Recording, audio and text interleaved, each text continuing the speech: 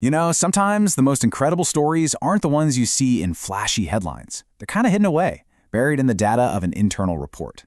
Today, we're going to piece together one of those stories, using the weekly volunteer logs from a local animal shelter to uncover something pretty remarkable.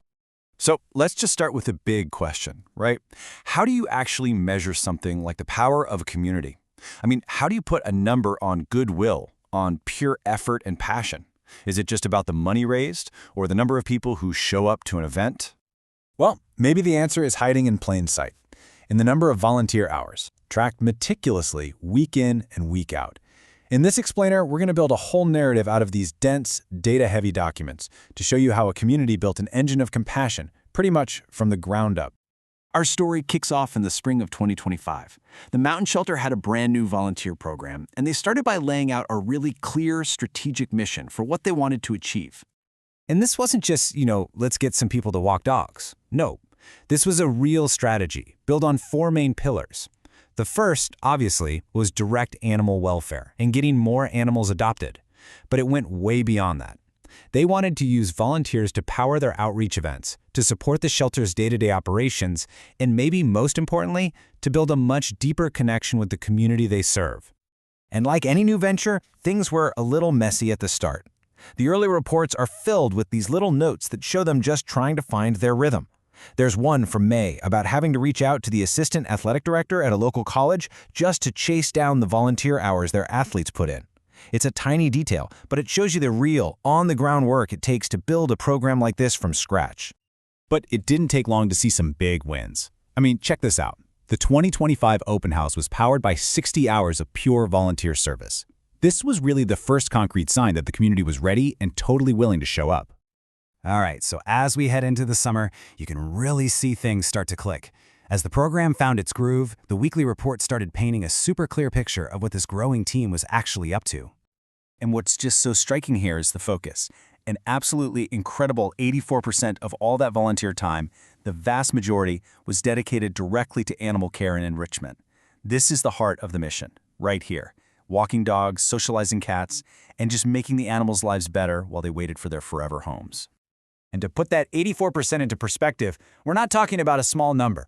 By the end of October, it added up to over 2,000 hours. That's basically the equivalent of a full-time employee working for an entire year, all contributed by the community for the animals. Just wow.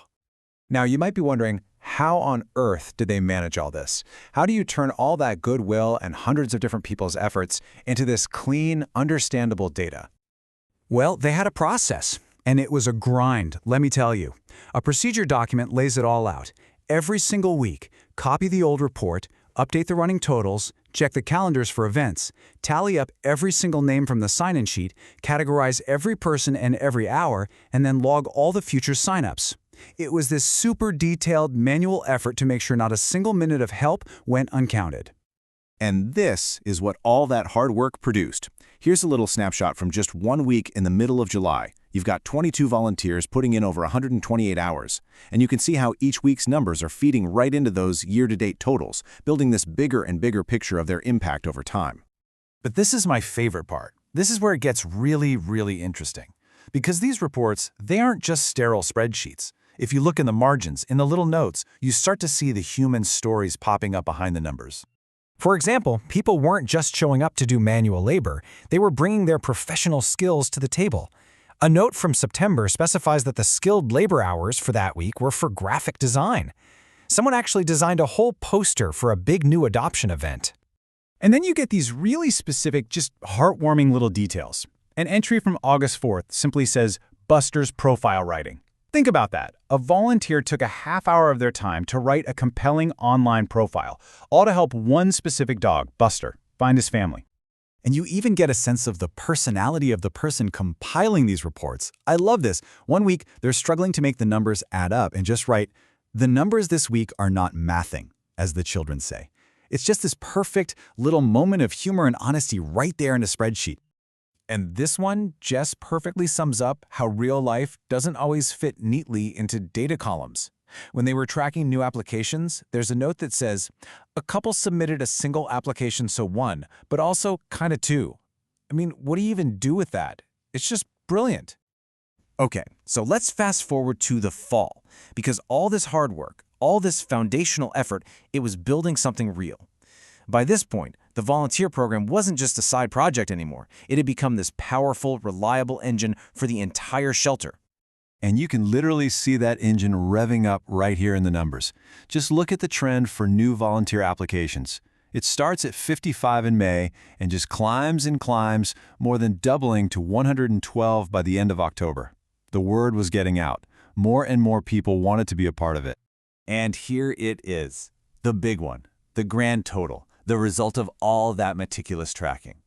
From late February to late October, the community contributed nearly 2,500 hours of service.